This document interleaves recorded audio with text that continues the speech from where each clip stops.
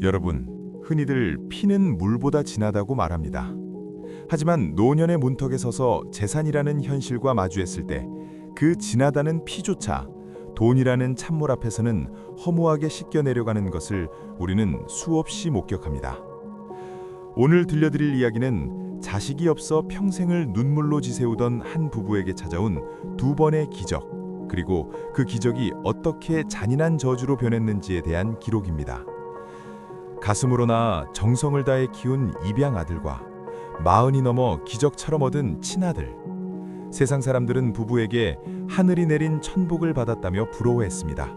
부부 또한 두 아들을 똑같이 사랑하겠노라 맹세했죠. 하지만 그 아름다웠던 맹세가 상속이라는 현실 앞에 어떻게 처참하게 무너져 내리는지, 그리고 그 끝에서 부모가 마주한 비참한 최후는 무엇인지, 여러분은 오늘 이 이야기를 통해 노년의 인간관계에서 피보다 더 중요하게 지켜야 할 것이 무엇인지 깨닫게 되실 겁니다. 자식에 대한 맹목적인 믿음이 불러온 비극, 지금 시작합니다. 조선 중기 충청도 땅에 학식과 덕망이 높은 이진사 부부가 살았습니다. 남부러울 것 없는 가문이었으나 딱 하나, 슬하에 자식이 없는 것이 한이었습니다. 부부는 고심 끝에 일가 친척 중 부모를 잃은 어린 수호를 양자로 드렸습니다.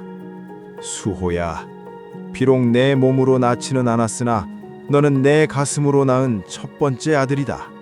수호는 그 정성을 알았는지 밤낮으로 공부에 매진했고, 장성에서는 부모의 손발이 되어 집안일을 돌보는 지극한 효자가 되었습니다.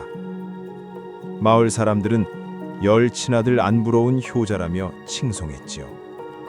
그런데 수호가 20살이 되던 해 기적이 일어났습니다. 45이 된 이진사의 부인에게 태기가 있더니 떡두꺼비 같은 친아들 건우를 낳은 것입니다. 온 집안은 잔치 분위기였습니다. 늦둥이 친아들을 얻은 기쁨에 이진사는 세상을 다 얻은 듯 했습니다. 큰아들 수호 또한 시기하는 기색 없이 동생을 제 몸처럼 아끼며 돌봤습니다. 이진사는 늘 다짐했습니다. 내 두 아들에게 재산을 공평히 나누어 가문의 우애를 만대에 전하리라. 하지만 이 평화는 이진사가 늙고 병들어 상속문서를 작성하기 시작하면서 금이 가기 시작했습니다. 건우가 10살이 되자 부인의 마음이 서서히 변하기 시작했습니다. 내 배 아파 낳은 핏줄이 장성하는 것을 보니 가슴으로 낳았다던 수호가 점차 남의 집 피로 보이기 시작한 것입니다. 대감, 수호가 효자이긴 하나 어찌 우리 가문의 정통 핏줄인 건우와 똑같이 재산을 나눈단 말입니까? 건우에게 더 많은 땅을 물려줘야 가문의 대가 바로 서지 않겠습니까? 처음엔 화를 내던 이진사도 매일 밤 이어지는 부인의 설득과 늦둥이 아들의 애교에 마음이 흔들렸습니다. 부부는 결국 은밀히 상속문서를 고쳐 쓰기 시작했습니다.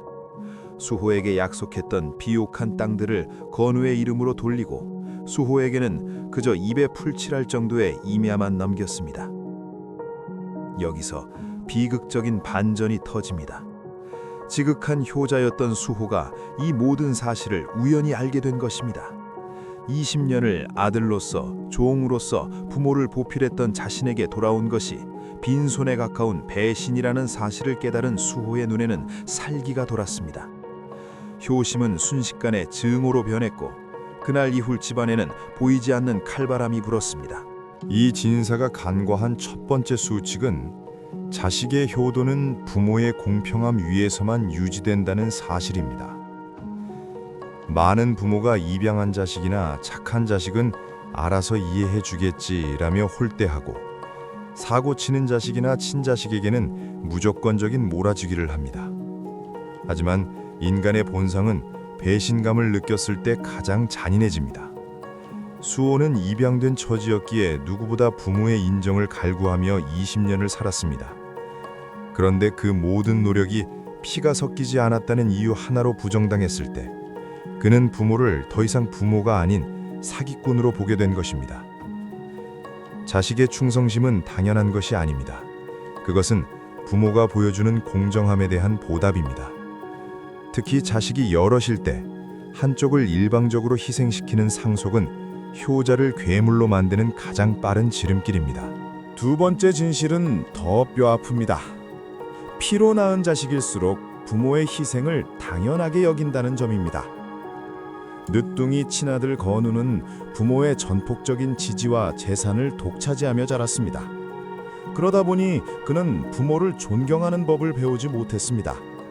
어차피 이 모든 것은 내 것인데 내가 왜 형처럼 힘들게 부모를 모셔야 하나? 라는 오만한 생각이 머릿속에 가득 찼습니다.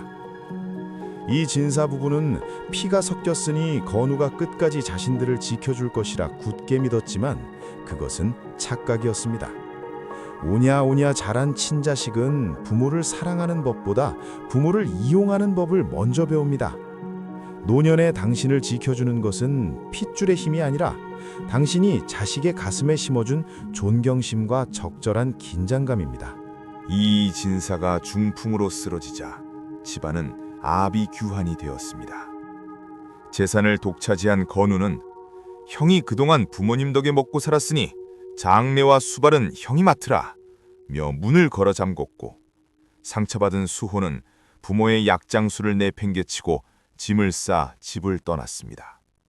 내 평생 가슴으로 너를 키웠거늘 어찌 이럴 수 있느냐. 이진사의 부인이 울부짖었지만 수호의 대답은 차가웠습니다. 가슴으로 낳았다고 하셨습니까? 아니요. 어머님은 저를 건우의 종으로 키우셨습니다. 이제 그 가짜 아들 노릇은 끝입니다. 결국 이진사 부부는 아무에게도 보살핌을 받지 못한 채 텅 빈 안방에서 서로를 원망하며 숨을 거두었습니다. 그들이 죽고 난 뒤 두 형제는 남은 땅을 두고 관아에서 수년간 소송을 벌이다 전 재산을 탕진했고, 이진사 가문은 흔적도 없이 멸문지화의 길을 걸었습니다. 시청자 여러분, 참으로 잔인하고도 슬픈 이야기입니다. 하지만 이것이 인간의 본 모습입니다. 자식에게 재산을 상속하는 것은 단순히 돈을 넘겨주는 일이 아닙니다. 그것은 당신의 노후를 지키는 마지막 전략이어야 합니다. 피를 믿으십니까? 아니면 효심을 믿으십니까? 가장 무서운 것은 피도 효심도 아닌 사람을 눈멀게 하는 차별과 탐욕입니다. 오늘 노년야사가 전해드린 이 비극이 여러분의 가정을 지키고 자식들과의 관계를 다시 한번 돌아보게 하는 차가운 경종이 되었기를 바랍니다. 자식 모두를 똑같이 믿는다는 하얀 거짓말이 때로는 가문을 살리는 유일한 진실이 될 수 있음을 잊지 마십시오. 구독과 좋아요로 함께해 주십시오.